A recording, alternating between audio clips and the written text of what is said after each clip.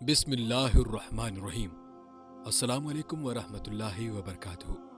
नाजरीन, हज़रत ईसा अलैहिस्सलाम का दौर था जब अल्लाह ताला ने आपको आज के दौर के फ़लस्तीन के इलाके में इस्लाम की तबलीग के लिए भेजा था। ये इलाका उस वक्त रोमन एम्पायर में शुमार होता था।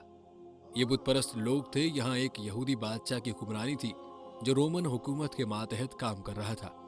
जब हज़रत ईसा ने तबलीग शुरू की तो रूमी लोग आपके मुखालिफ हो गए और आपको गिरफ्तार करके सूली पर लटकाना चाहा, मगर अल्लाह के हुक्म से आपको जिंदा आसमान पर उठा लिया गया। इस वाक़े के कुछ अरसे बाद यहूदी लोगों ने रूमी हुकूमत के खिलाफ बगावत कर दी।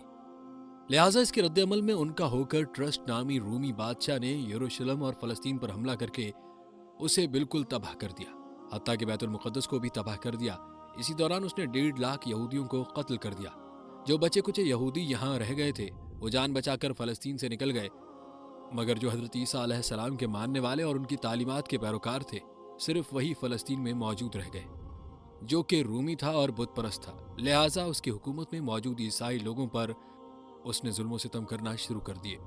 एक दिन हज़रत ईसा अलैहिस्सलाम के चंद मानने वाले हवारियों को उसने अपने दरबार में बुलाया और उनसे कहा, मैं तुम्हें चंद दिन की मोहलत देता हूँ। तुम अपने नए दीन यानी ईसाइयत से बाज आ जाओ, वरना मैं तुम्हें कत्ल कर दूंगा।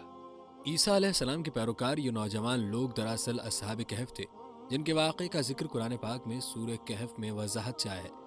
इन नौजवानों ने जब ये धमकी सुनी तो वो शदीद परेशान हो गए, क्योंकि वो बादशाह से लड़ने की हिम्मत नहीं रखते थे और न ही शहर में रहकर ईसाई तालीमात जारी रख सकते थे, वरना दकियानूस उन्हें कत्ल करवा देता।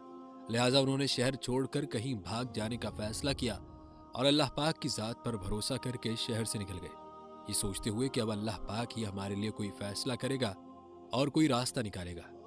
यहाँ तक कि वो एक पहाड़ के गार में जाकर छुप गए और वहीं सो गए। यहाँ तक कि सोते सोते उन पर 300 साल का अरसा गुजर गया। असहाब कहफ यमलेखा के इंतजार में थे। जब गार पर बहुत से आदमी पहुंचे और शोरगुल सुनाई देने लगा तो असहाब कहफ समझे कि दकियानूस की फौज हमारा ताक़ुब करके गार तक आ पहुंची। लिहाजा वो अल्लाह के जिक्र और हम्दो सना में मशगूल हो गए।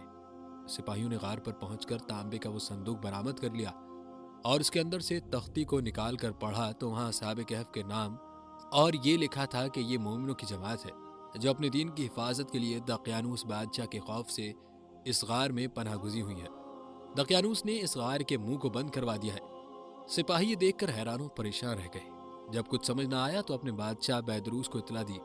बादशाह ने यह खबर सुनी तो फौरन अपने अमरा और उलमा के हमरा पहुंच गए। असहाब कहफ ने गार से निकलकर तमाम वाक़या बादशाह से बयान किया। बैदरूस ने सजदा गुजार होकर अल्लाह ताला का शुक्र अदा किया कि ऐ अल्लाह, मेरी दुआ कबूल हुई और आपने ऐसी निशानी जाहिर फरमाई कि इंसान मौत के बाद जिंदा होने का यकीन ज़रूर करेगा। इसके बाद असहाब कहफ ने बादशाह को दुआ दी और सलाम करने के बाद दोबारा उसी गार में वापस चले गए और दोबारा वापस जाकर सो गए और इसी हालत में अल्लाह ताला ने उन्हें मौत दे दी। बादशाह ने इसी गार में उनकी कब्रें बनवाईं और सालाना एक दिन मुकर्रर कर दिया जब लोग असहाब कहफ की कब्रों की ज़ियारत के लिए आया करते थे। नादरीन, उम्मीद है आज का हमारा मौजू आपको पसंद आया होगा। मिलते हैं किसी और मालूमाती वीडियो में, तब तक के लिए अल्लाह निगहबान।